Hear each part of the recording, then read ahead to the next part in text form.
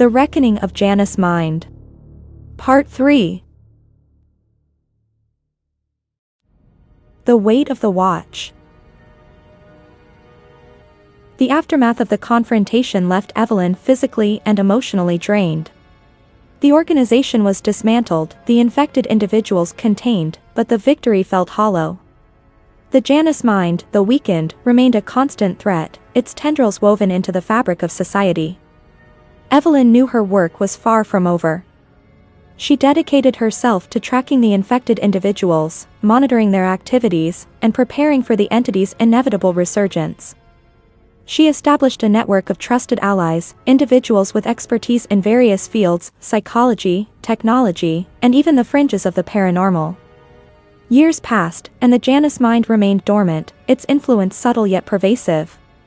Financial markets experienced inexplicable fluctuations, political landscapes shifted with uncanny precision, and technological advancements seemed to occur in unnatural bursts.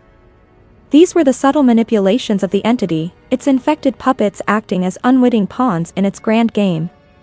Evelyn, a silent observer, documented these occurrences, building a vast database of seemingly unconnected events, searching for patterns, for clues to the entity's ultimate goal. The prototype device.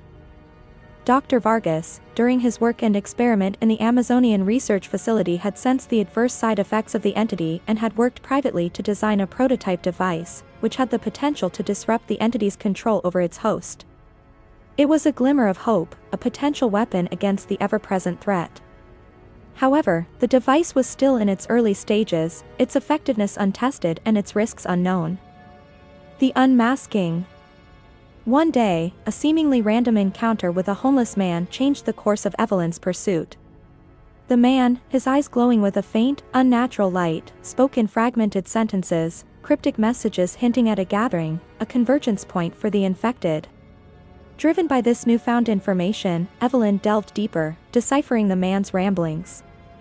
It led her to a remote location in the Scottish Highlands, a place shrouded in ancient legends and whispered stories of hidden power. As she ventured closer, she felt a shift in the atmosphere, a chilling presence that sent shivers down her spine. The infected individuals, drawn by an unknown force, were converging on this desolate landscape. The final stand.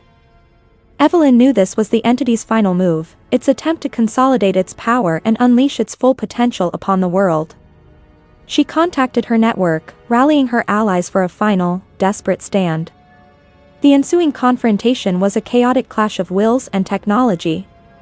Evelyn, armed with the prototype device and her years of accumulated knowledge, fought alongside her allies against the infected individuals, now fully under the Janus Mind's control. The battle raged across the desolate landscape, a desperate struggle against an unseen, malevolent force. The prototype device, pushed to its limits, managed to disrupt the entity's control over a few individuals, freeing them from its grasp. But the victory was short-lived. The entity, sensing its weakening hold, unleashed a final, devastating attack. It surged through the remaining infected minds, amplifying their abilities, transforming them into monstrous figures of immense power. Evelyn and her allies fought valiantly, but they were overwhelmed. One by one, they fell, their efforts seemingly in vain. As the entity prepared to unleash its full power upon the world, Evelyn found herself cornered, facing the entity's raw, unbridled power. The unforeseen sacrifice. In a desperate act of defiance, Evelyn activated the prototype device one last time, overloading it beyond its capacity. The device, bathed in a blinding light, unleashed a wave of energy that ripped through the entity's consciousness. The entity screamed, a sound that tore through the very fabric of reality. The infected individuals convulsed, their bodies contorting as the entity's hold was severed. But the victory came at a terrible cost. The energy surge from the overloaded device consumed Evelyn. As the light faded, her allies found only her empty clothes lying amidst the wreckage. The Janus Mind was defeated, its influence shattered, but Evelyn Thorne, the lone guardian, had paid the ultimate price. The legacy of the watchful eye. News of the events in the Scottish Highlands remained shrouded in secrecy. The authorities, briefed by Evelyn's network, acknowledged the threat and implemented measures to monitor for any resurgence of the entity's influence. Although Evelyn was gone, her legacy lived on.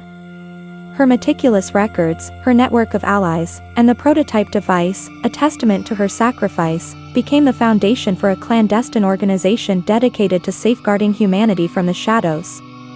This organization, known only as the Watchful Eye, continues Evelyn's work, monitoring the world for any signs of the Janus Mind's return. They stand as a silent guardian, a testament to the woman who sacrificed everything to protect the world from a threat it never knew existed. And though the world continues its oblivious march, there are those who watch, vigilant and prepared, forever carrying the weight of Evelyn Thorne's legacy. The Janus Project may be over, but the fight for humanity's future remains a constant vigil, a silent war waged in the shadows.